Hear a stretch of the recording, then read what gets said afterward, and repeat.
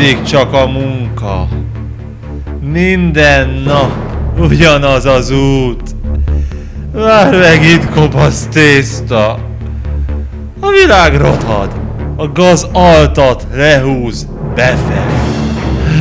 Japán sem a régi már. Kéne valami, ami rendbe teszi sebzett, elárvult, nemesebb korokat megélt lelkem. It all began in 1972 with a bunch of Silicon Valley rebels who quit their boring 9-to-5 engineering jobs to pursue a computer games dream.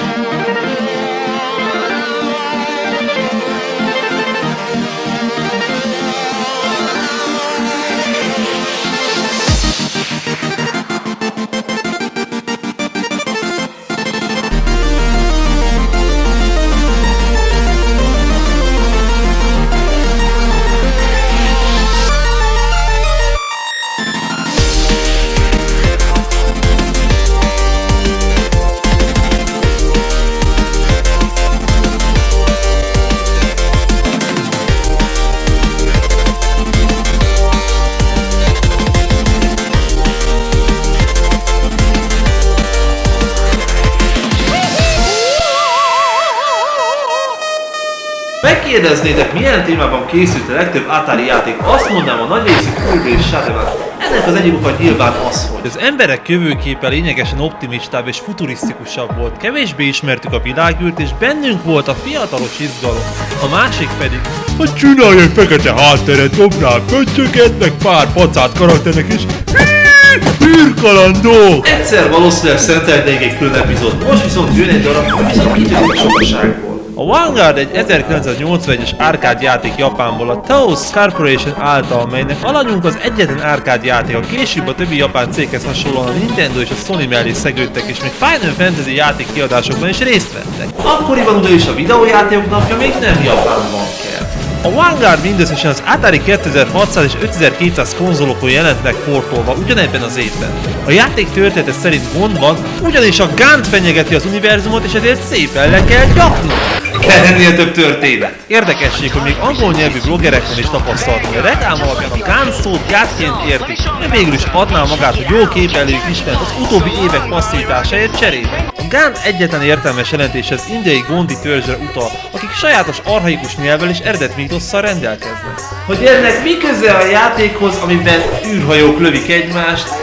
Passz! Eleget locsogtam, mutassuk meg a Gondinak, hogy kicsi ez az univerzum kettőnknek! No csak egy szakaszjelző! Nyilván nem értek, miért csodálkozom rá ennyire, de Atari nem volt divat, hogy a tudtunkra adják, hol is járunk a pályán. A játék horizontális és vertikális pályákra tagolódik, amiket teljesítve jutunk el a végső összecsapásig. Egyetlen fegyverünk a mind a négy irányba tüzelő lézerágyunk, ami mindig egynemű rajokban támadó ellenséggel szemben. Közben ügyelni kell az üzemanyag sávra is, amit szinten tarthatunk, ha ellenségeket lövünk ki rövid időn belül. Most elképzeltem, hogy megyek az úton a Suzuki-val, észreveszem, hogy üres a tank, leszorítok gyorsan pár szemét, és már is hirtelen megint tele van. Odalent kis E-vitamin csomagot szedhetünk fel, mint később a Mega Man-ben, amitől egy darabig hahatatlanok leszünk, és és éjjel a tiacsi, micsoda dallamvilág! Már tudom, hogy mi hiányzott ebből a játékból. Hangulat? Nem! Minőségi grafika? Nem! Változatos ellenfele? Ez egy Atari játék. Humor, mint a videóitról. Ezt még nagyon meg fogod bánni. Személy szerint a zene hiányára gondoltam. Ehhez a játékhoz üvölt, hogy illene valami jó pörgős dallam, mert a két hangeffekt, ami közben elhangzik, édes kevés. Ennél a legtöbb punk konzol is többet tudott. A játéknak igazi old school lövölde hangulata van, nem érheti panaszol, hogy a grafikával is meg vagyok elégedve, különösen a színes körítéssel, ami jól látszik, hogy az Atari sprite-okban nem tudja a színeket a vízszintes sávban megváltoztatni, de pont ettől van egy sajátos varázs. Az ellenfelekkel sincs baj, bár az egyik szinten érdekes, hogy a bal oldalon mindig ilyen törpés Q-Bird szerelemgyerek valamit jönnek, a másikon viszont egyetlen lézerfokú ágaz.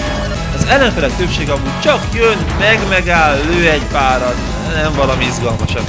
A végső csata viszont mindent visz, és egyetlen lövés, ami az amúgy is folyamatosan nyomott tűzgomb miatt tényleg egy pillanat, aztán BUM! És jön a nehezebb szín. Ennyi lenne a Gund? Vagy várjunk csak! Erről szólt volna a reklám. Fellas, who destroys the Gund? Luther destroys the Gund! Szóval Luther egy kretén, aki fel sem fogja, hogy Luther későn futott, neki csak egy lövés jutott? Érdekesség, hogy ez a játék Game Over esetén arcade stílusban felkínálja a folytás lehetőségét, igaz, a pontjainkat azzal a lendülettel nullázza is. Nehezebb fokozaton viszont nincs kegyelem. A Vanguard nem is a legjobb sárganabb játék, de a legjobb Atari sőpító ismereteim szerint ezért mindenféleképpen dicséretet érdemel. Érdekesség, az Arcade Jam 1987-es, vagyis még a születésem évében is gyártották. Annyira jó! Akkor javaslok hozzá egy jó kis pángalaktikus gégetű kasztot, mert aminek meg kell adni a módját, annak meg kell.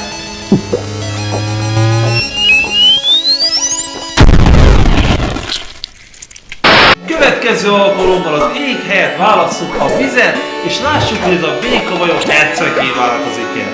Klasszikus dallal, egy neves hangszeren.